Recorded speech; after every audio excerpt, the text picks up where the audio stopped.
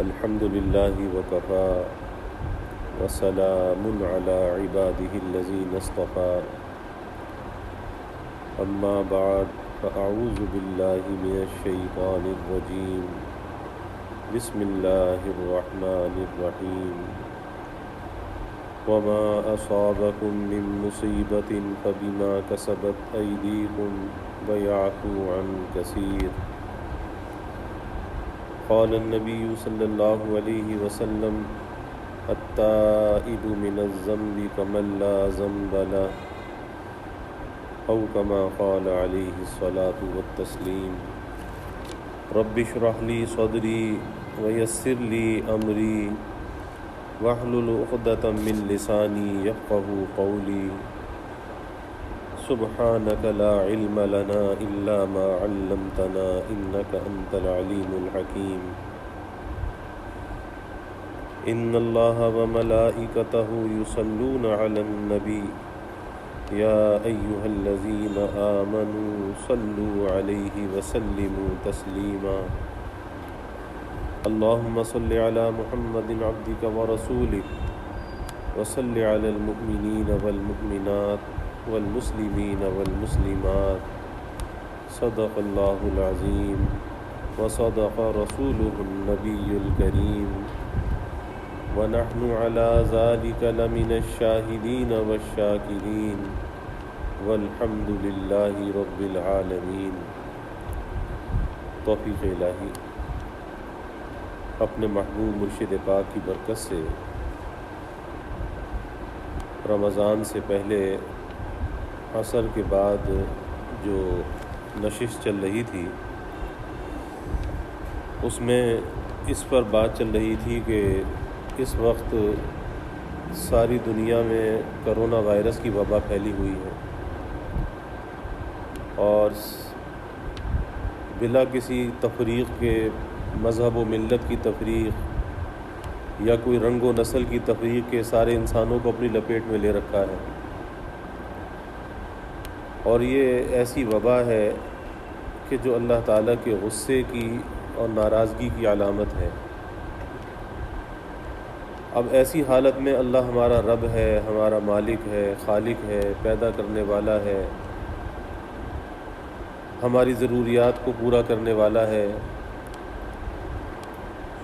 تو جب ایسا رب، ایسا مالک اور خالق ناراض ہو اور غصے کی علامتیں ظاہر ہوں تو پھر ہمیں کیا کرنا چاہیے؟ پھر ہمیں ایک ہی کام کرنا چاہیے کہ اپنے مالک کو راضی کرنا چاہیے۔ جیسے دنیا کے اندر کوئی ہمارا بڑا ہم سے ناراض ہو جاتا ہے تو ہم زبان سے معافی مانگتے ہیں، ہاتھ جوڑ لیتے ہیں، پیر پکڑ لیتے ہیں، اور کبھی ایسا بھی لوگ کرتے ہیں جی اپنی ٹوپی اتار کے کسی کے قدموں میں رکھ دیتے ہیں۔ کوئی ناراض ہے چل کے اس کے گھر چلے جاتے ہیں، کس لیے کہ وہ راضی ہو جائے۔ تو انسانوں کو منانے کے، راضی کرنے کے طریقے کچھ اور ہیں، اور اللہ تعالیٰ کو راضی کرنے کے طریقے کچھ اور ہیں، لیکن یہ ایک ایسی مسلمہ حقیقت ہے کہ انسان کو راضی کرنا تو بڑا مشکل ہے، بہت مشکل ہے، انسان بڑی مشکل سے مانتا ہے، لیکن اللہ کو راضی کرنا بہت آسان ہے، بہت آسان۔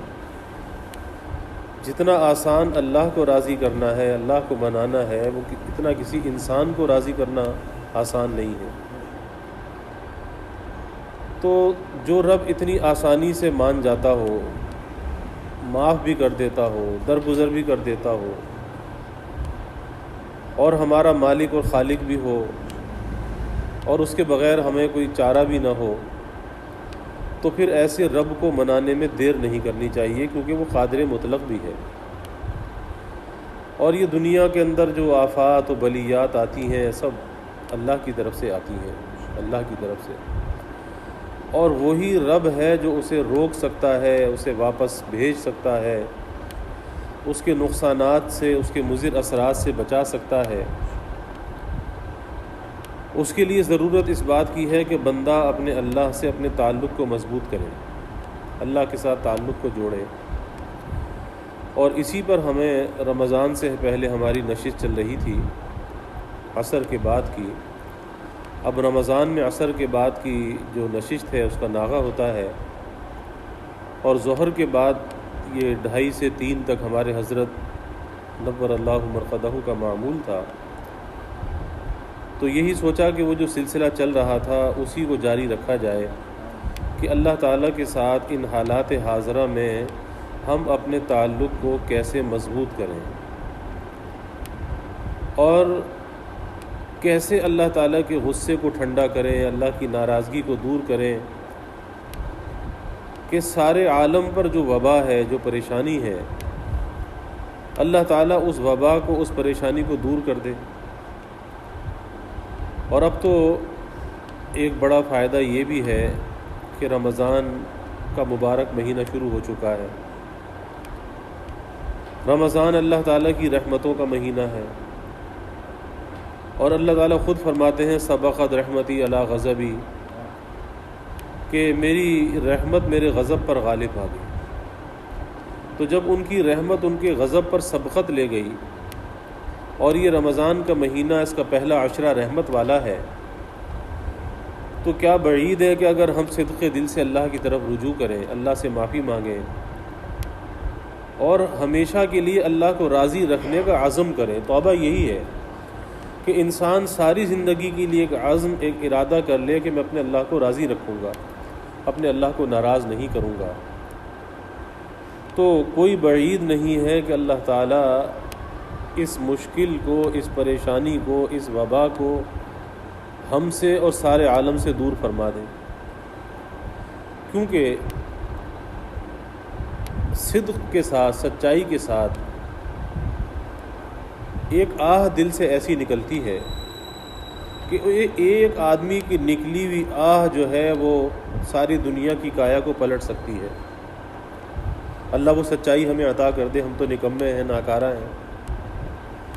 اللہ ایسی سچائی عطا کر دے، ایسی مناجات کی توفیق دے دے، اللہ ایسے رجوع کی توفیق دے دے کہ ہم جیسے نکمے، ناکارہ، کوڑا کرکٹ، کہ اللہ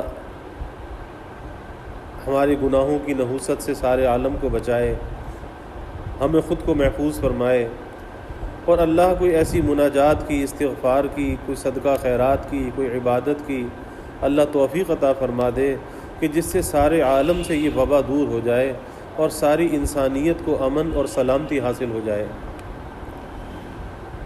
بات یہ چل رہی تھی کہ اپنے مالک کو، اپنے خالق کو منانے کے لیے، راضی کرنے کے لیے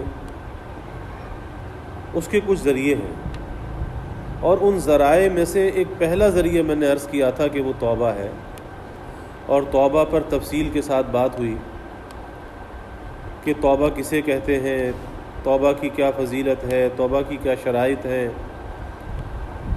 اور توبہ کے کیا فوائد ہیں، ان سب پر تفصیل سے بات ہوئی۔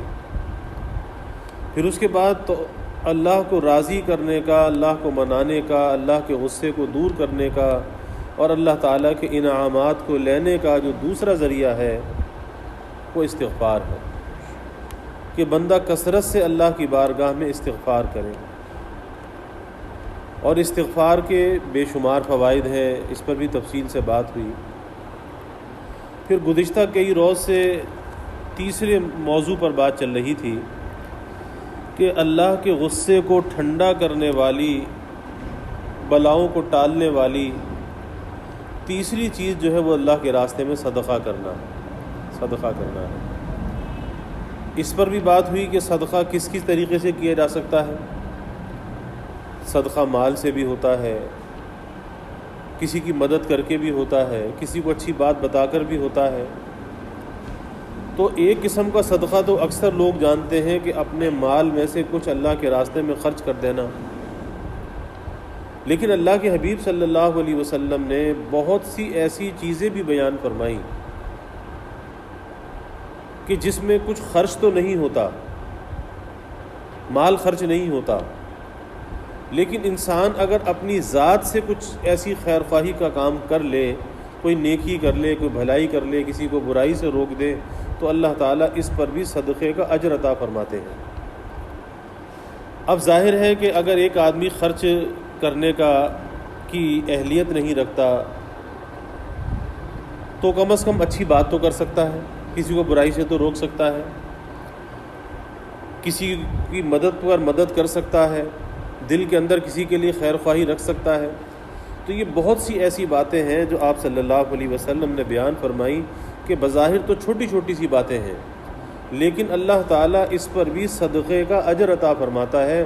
تو ہم اس نیت اور ارادے کے ساتھ ان باتوں کا ذکر کر رہے ہیں کہ یہ باتیں ہمارے علم میں ہوں گی تو کوئی زندگی کے اندر ایسا موقع آئے گا تو ہم وہ کام کر گزریں گے تاکہ اللہ ہمیں صدقے کا اجر عطا فرما دے۔ اور یہ بات میں نے پہلے بھی عرض کی کہ نیکی کا کوئی بھی موقع زندگی کے اندر آئے، نیکی کے اس معمولی سے موقع کو بھی گنوانا نہیں چاہیے، کیونکہ کبھی کبھی چھوٹی نیکی اس خلوص کے ساتھ انجام پاتی ہے کہ بڑی بڑی نیکیاں ایک طرف رہ جاتی ہیں اور وہ چھوٹی سی نیکی انسان کے لیے نجات کا ذریعہ بن جاتی ہے۔ حضرت بایزید بستامی رحمۃ اللہ علیہ بڑے درجے کے اولیاء امت میں سے گزرے ہیں۔ بعد انتقال کے کسی نے خواب میں دیکھا تو پوچھا کہ حضرت کیا معاملہ ہوا، اللہ نے کیا معاملہ کیا؟ کہا کہ اللہ کے سامنے پیشی ہوئی اور جب مجھ سے سوال ہوا کہ کیا لے کر آئے ہو تو میں نے عرض کیا کہ سوچ میں پڑ گیا کہ کیا جواب دوں، کیا لے کر آیا ہوں، ایسی کون سی قیمتی چیز میرے پاس ہے جو میں اللہ کے سامنے پیش کر سکوں کہ یا اللہ میں یہ لے کر آیا ہوں۔ تو سوچا اور سوچ کر جواب دیا کہ یا اللہ میں توحید لے کر آیا ہوں، توحید لے کر آیا ہوں۔ توحید کسے کہتے ہیں؟ کہ اللہ کی ذات اور صفات میں کسی کو شریک نہ کرنا، اللہ کو وحدہ لا شریک ماننا اور اللہ کو اس کی صفات اور کمالات میں یکتا ماننا، کسی کو شریک نہ ٹھہرانا کہ وہ اپنی اور وہ جتنی بھی اس کی صفات ہیں وہ اس کی صفات ذاتی ہیں، وہ اپنی صفات میں، اپنے کمالات میں، اپنے جود و سخا میں، اپنی عطا میں وہ کسی کا محتاج نہیں ہے، اس کا کوئی مشیر نہیں ہے، اس کا کوئی وزیر نہیں ہے، وہ کسی کا محتاج نہیں ہے، ساری دنیا اس کی محتاج ہے، وحدہ لا شریک، اس کا کوئی شریک نہیں ہے۔ تو عرض کیا کہ توحید لے کر آیا ہوں۔ اچھا توحید لے کر آئے ہو؟ تو اللہ نے فرمایا کہ ارے اس لیلۃ اللبن کو تو یاد کرو، دودھ والی رات کو، یہ تمہاری توحید ہے کہ دودھ پی کر جب پیٹ میں درد ہوا تو کیا کہا کہ دودھ سے پیٹ میں درد ہو گیا؟ تو کیا دودھ کے اندر یہ تاثیر ہے کہ کسی کے پیٹ میں درد کر دے؟ اب پھر وہی بات آتی ہے کہ مؤثر حقیقی کون ہے؟ تاثیر کسی چیز کے اندر ڈالنا یہ کس کی صفت ہے؟ اللہ کی صفت ہے۔ کسی انسان کو یہ قدرت حاصل نہیں کہ کسی چیز کے اندر وہ تاثیر ڈال دے۔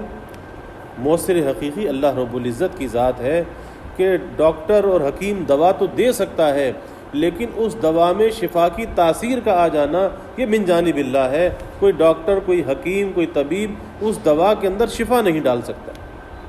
اگر شفا آتی ہے تو اللہ کے حکم سے آتی ہے۔ انسان اگر غذا کھاتا ہے اور وہ غذا اس کے لیے جزو بدن بن جاتی ہے اور یہ جزو بدن بننا جو اس کی تاثیر ہے یہ تاثیر اس کھانے کے اندر نہیں ہے، اللہ کے حکم سے آتی ہے۔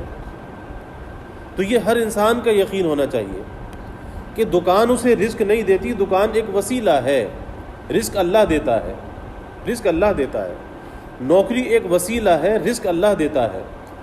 کسان کھیتی باڑی کرتا ہے، زمین اسے رزق نہیں دیتی، رزق اللہ دیتا ہے، زمین کو ایک وسیلہ بنا دیا۔ تو جب یہ کہا کہ میں توحید لے کر آیا ہوں حضرت بایزید بستامی رحمۃ اللہ علیہ نے، تو جواب ملا کہ یہ توحید ہے کہ دودھ پی کر پیٹ میں درد ہوا تو کہا کہ دودھ سے پیٹ میں درد ہو گیا، تو یہ کیسی توحید ہے؟ فرماتے ہیں کہ اب تو پریشان ہو گیا، کہ جس چیز کے اوپر یقین تھا کہ یہ چیز میرے کام آئے گی، میری توحید کام آئے گی، تو میری توحید تو ایسی نکلی، ایسی بودی نکلی۔ تو جس چیز پر ایک یقین تھا وہی چیز اتنی بودی نکلی، تو آگے کون سا عمل ہے جو کام آ سکے؟ تو اللہ تعالیٰ نے فرمایا کہ ہاں، تمہارا ایک عمل ہے جو تم نے خالص ہماری رضا کے لیے کیا تھا۔ میں اس پہ یہ بات عرض کر رہا ہوں کہ کبھی کسی نیکی کو کم تر نہیں سمجھنا چاہیے اور نہ کبھی کسی گناہ کو کم تر سمجھنا چاہیے، کہ ایک نیکی ہے۔ کتنے بڑے شخص ہیں، کتنے بڑے اللہ والے ہیں، کتنے بڑے اولیاء امت میں سے ہیں، لیکن کیا کہا جا رہا ہے کہ ایک نیکی ہے جن کی ساری زندگی دین کی خدمت میں گزری، اللہ اللہ کرتے گزری،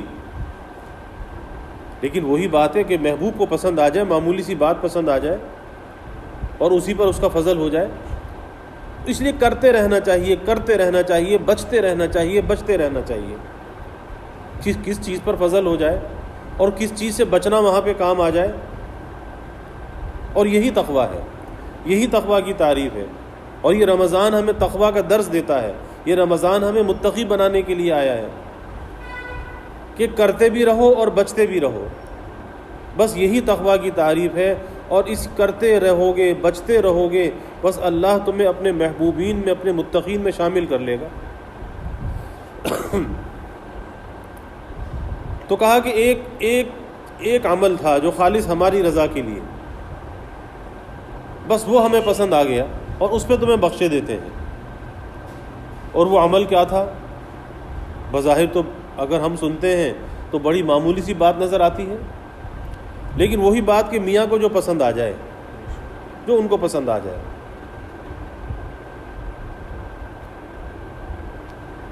جیسے کہتے ہیں نا کہ جسے پیا چاہے وہی سہاگن کہلائے۔ اگر شوہر جس کو پسند نہ کرے تو پھر وہ کہاں سہاگن کہلائے، کہاں بیوی کہلائے؟ اصل تو شوہر کو بیوی پسند آ جائے۔ تو ایسے ہی اللہ کو کوئی عمل پسند آ جائے، اس لیے کوشش کرتے رہنا چاہیے، کرتے رہنا چاہیے، اور کوشش سے کبھی مایوس نہیں ہونا چاہیے، کیونکہ اللہ کوشش کو رائے گا نہیں کرتا۔ اور پھر آخرت کے لیے آدمی کوشش کرے، اس پر تو اللہ کا وعدہ ہے، وَمَنْ أَرَادَ الْآخِرَةَ وَسَعَى لَهَا سَعْيَهَا وَهُوَ مُؤْمِنٌ فَأُولَٰئِكَ كَانَ سَعْيُهُمْ مَشْكُورًا۔ اس پر تو اللہ کا وعدہ ہے کہ آخرت کی کوشش کو اللہ ضرور کامیاب کرے گا۔ اس لیے جیسی بھی ٹوٹی پھوٹی کوشش ہے، کرتے رہو، کرتے رہو، ارے اللہ کا فضل ہو جائے گا، اللہ کا فضل ہو جائے گا۔ اور یہ جو آج ٹوٹی پھوٹی ہمیں نظر آ رہی ہے، ٹھیک ہے ہماری حیثیت ہی ایسی ہے، ہم ایسے ہی نکمے ہیں، ہم ایسے ہی ناکارہ ہیں، ہم ایسے ہی کر سکتے ہیں، جیسا ہمیں کرنا آتا ہے ویسا ہم کر رہے ہیں۔ تو اللہ تو خود کہتا ہے لا یکلف اللہ نفسا الا وسعها، کہ اللہ ہماری حیثیت سے زیادہ ہمیں تکلیف نہیں دیتا۔ تو ہماری جیسی حیثیت ہے، بس ہمیں ٹوٹا پھوٹا کرتے رہنا چاہیے، اللہ اسی میں جان ڈال دے گا، اور وہی اللہ کے یہاں کامیاب ہو جائے گی، کیونکہ آخرت کے لیے ہے، دنیا کے فائدے کے لیے نہیں ہے، اللہ کو راضی کرنے کے لیے ہے۔ کیا عمل پسند آ گیا کہ ایک رات کو اٹھے، سردی کی رات تھی، سخت سردی، دیکھا کہ بلی کا بچہ سردی سے ٹھٹر رہا ہے، تو دل میں ترس آ گیا کہ بلی کا بچہ ہے، جانور ہے، لیکن ہے تو اللہ کی مخلوق۔ بس اس کی نسبت کی طرف خیال چلا گیا کہ ہے تو اللہ کی مخلوق۔ اور یہی اللہ والوں کا بڑا کمال ہوتا ہے کہ وہ گنہگار سے بھی محبت کرتے ہیں، اس سے نفرت نہیں کرتے۔ کس وجہ سے؟ کہ ہے تو اللہ کی مخلوق، اگر گنہگار ہے تو کیا ہوا، ہے تو اللہ کا بندہ۔ اب بلی ایک جانور ہے، لیکن دل میں ایک ہمدردی آ گئی کہ جانور ہے تو کیا ہوا، لیکن ہے تو اللہ کی مخلوق۔ اور جب یہ اللہ کی مخلوق ہے تو اسے تکلیف ہے، یہ سردی میں بچہ ٹھٹر رہا ہے، چاہے بلی کا بچہ ہے، سردی میں ٹھٹر رہا ہے، تکلیف کے اندر مبتلا ہے، اور اللہ کی یہ مخلوق ہے، اس کی تکلیف کو دور کرنا چاہیے۔ یہ ہمدردی ہے، یہ خیر خواہی ہے۔ بس اسے اٹھایا، بلی کے بچے کو، اس کو حرارت پہنچائی، اسے اپنے لحاف میں جگہ دی، اور بات آئی گئی ہو گئی۔ لیکن جب اللہ تعالیٰ کے سامنے پیشی ہوئی تو اللہ نے کہا کہ ہاں یہ ایک عمل ایسا تھا کہ اس رات جو بلی کے بچے پر ترس کھایا تھا، اسے تم نے حرارت پہنچائی تھی، اپنے بستر میں سلایا تھا، بس تمہارا یہ عمل ہمیں پسند آ گیا اور اسی پر ہم تمہیں بخشے دیتے ہیں، اسی پہ تمہیں معاف کیے دیتے ہیں۔ تو پتہ یہ چلا کہ کسی عمل کو معمولی نہیں سمجھنا چاہیے، کسی گناہ کو، کسی برائی کو معمولی نہیں سمجھنا چاہیے۔ تو بات پرسوں یہ چل رہی تھی کہ برائی سے روکنا یہ بھی صدقہ ہے، کسی کو برائی سے روکنا یہ بھی صدقہ ہے۔ اور اس پر میں نے اس کی حدود عرض کی تھی کہ برائی سے روکنے کی حدود کیا ہیں۔ جب کسی کو برائی سے روکے تو اپنے کو اس سے افضل نہ سمجھے، اس کو حقیر نہ سمجھے، بلکہ یہ ہمدردی ہو کہ یہ میرا بھائی مسلمان ہے، اس برائی کے اندر کیوں مبتلا ہے، اسے اس سے بچانا چاہیے، اس سے نکالنا چاہیے۔ اور پھر موعظت حسنہ، خیر خواہی کے ساتھ بات کا پیش کرنا، اور اپنے دل میں اپنی نیت اور ارادے کو درست کرنا کہ یا اللہ میں جو اس بھائی کو روک رہا ہوں، یا اللہ تیری رضا کے لیے روک رہا ہوں۔ اس میں اس کی حقارت مقصود نہیں، اس کی رسوائی مقصود نہیں، بلکہ اسے برائی سے روکنا مقصود ہے کہ میرا یہ بھائی برائی سے باز آ جائے۔ یا اللہ تو میری بات میں تاثیر ڈال دے، میری بات میں اثر پیدا کر دے، مجھے اخلاص عطا فرما دے۔ اور اگر یہ انداز اگر نہ آتا ہو تو پھر بھی اس کے ساتھ بھلائی یہ ہے، اس کو برائی سے روکنا یہ ہے کہ اللہ سے التجا پیش کر دے، اللہ کے سامنے اپنی عرضی پیش کر دے، یا اللہ مجھے تو کوئی ڈھنگ نہیں، کوئی سلیقہ نہیں، کوئی انداز نہیں، میں کسی کو کیسے روکوں، لیکن یہ بھائی غلطی کے اندر مبتلا ہے۔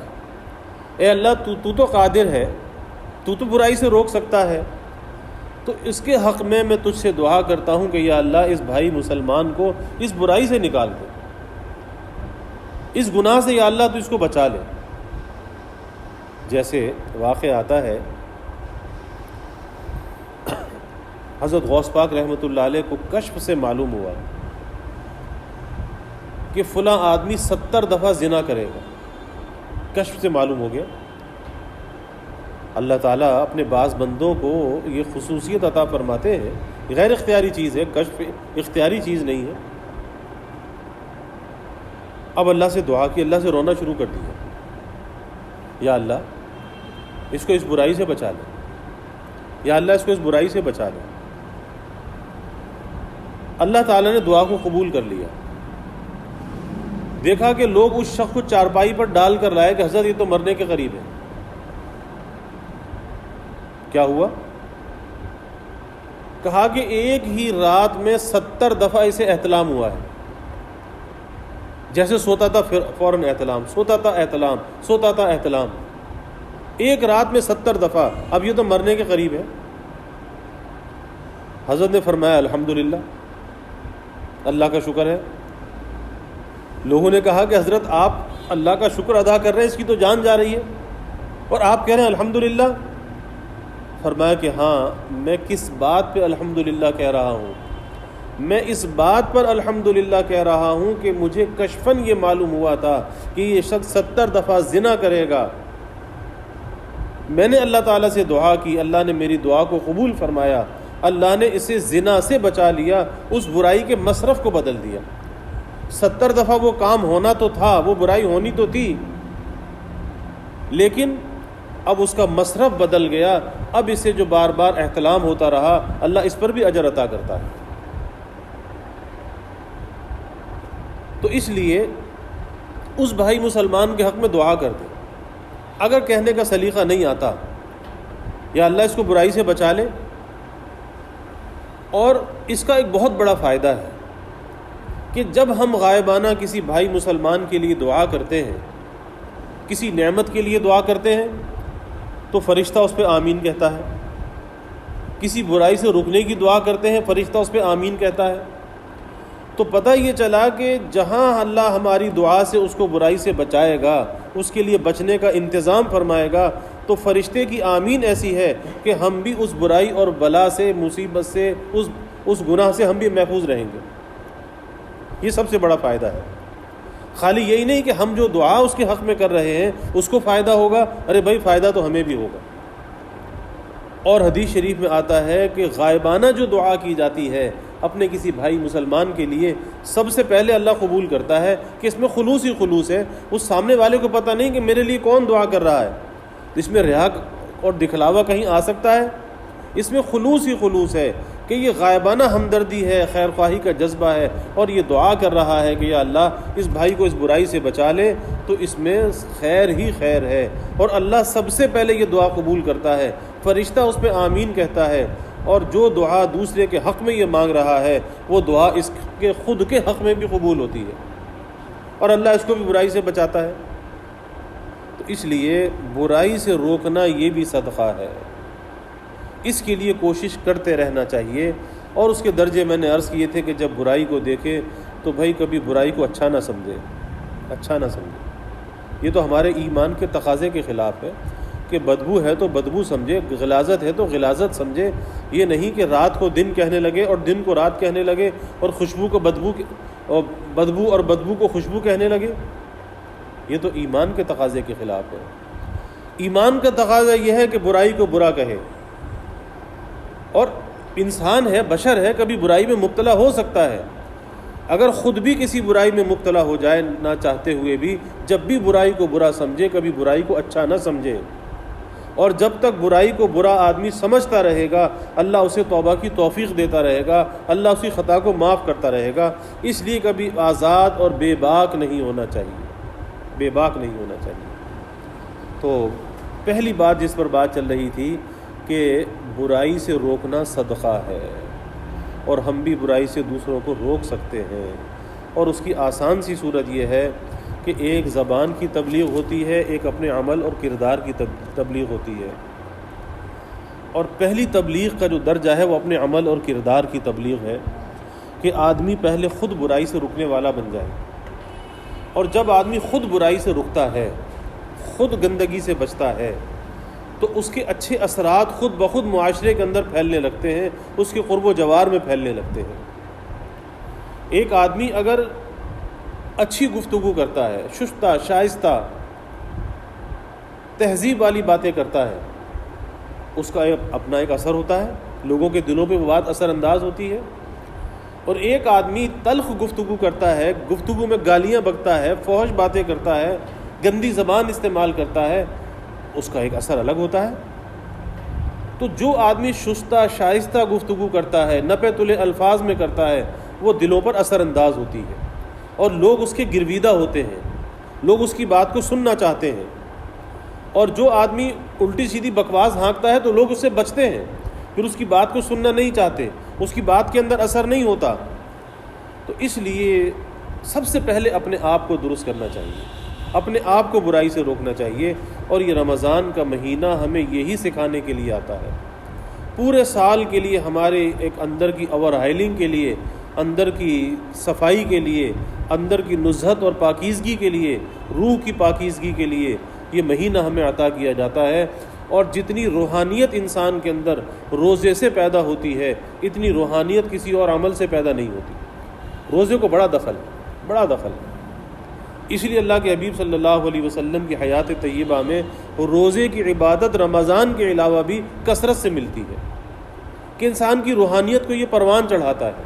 اور جب روحانیت پروان چڑھتی ہے تو نفسانیت کمزور ہوتی ہے، پھر آدمی کو گناہ سے بچنا آسان ہوتا ہے. تو پہلا سبق یہ ہے کہ کسی کو برائی سے روکنا بھی صدقہ ہے، اسے یاد رکھا جائے. اللہ تعالی ہمیں عمل کی توفیق عطا فرمائے. وآخر دعوانا الحمد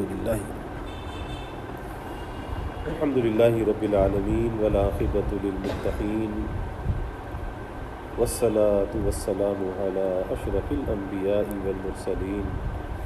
اللہم صل علی سیدنا و مولانا محمد وعلی آل سیدنا و مولانا محمد وبارک وسلم.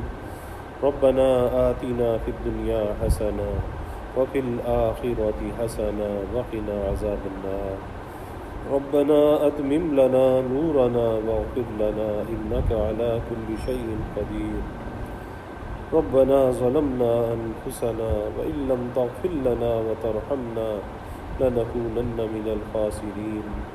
ربنا هب لنا من ازواجنا وذرياتنا قرة اعين واجعلنا للمتقين اماما. اللهم ألف بين قلوبنا وأصلح ذات بيننا واهدنا سبل السلام ونجنا من الظلمات إلى النور وجنبنا الفواحش ما ظهر منها وما بطن وبارك لنا في أسماعنا وأبصارنا وقلوبنا وأزواجنا وذرياتنا وتب علينا إنك أنت التواب الرحيم واجعلنا شاكرين لنعمتك مثنين بها قابليها وأتمها علينا اللهم إنا نعوذ بك من جهد البلاء ودرك الشقاء وسوء القضاء وشماتة الأعداء اللهم إنا نعوذ بك من زوال نعمتك وتحول عافيتك وفجاءة نقمتك وجميع سخطك رب اغفر وارحم وأنت خير الراحمين لا إله إلا أنت سبحانك إنا كنا من الظالمين رب اغفر لي وتب علي إنك أنت التواب الرحيم رب اغفر لي وارحمني وتب علي إنك أنت التواب الرحيم اللهم ارفع عنا البلاء والوباء اللهم ارفع عنا البلاء والوباء اللهم ارفع عنا البلاء والوباء اللهم أحسن عاقبتنا في الأمور كلها وأجرنا من خزي الدنيا وعذاب الآخرة اللهم إنا نسألك العفو والعافية والمعافاة الدائمة في الدين والدنيا والآخرة والفوز بالجنة والنجاة من النار اللهم إنا نسألك من خير ما سألك منه نبيك سيدنا محمد صلى الله عليه وسلم ونعوذ بك من شر ما استعاذك منه نبيك سيدنا محمد صلى الله عليه وسلم وأنت المستعان وعليك البلاغ ولا حول ولا قوة إلا بالله وجزى الله عنا محمدا صلى الله عليه وسلم ما هو أهله وصلى الله تعالى وسلم على النبي الكريم آمين آمين برحمتك يا رب.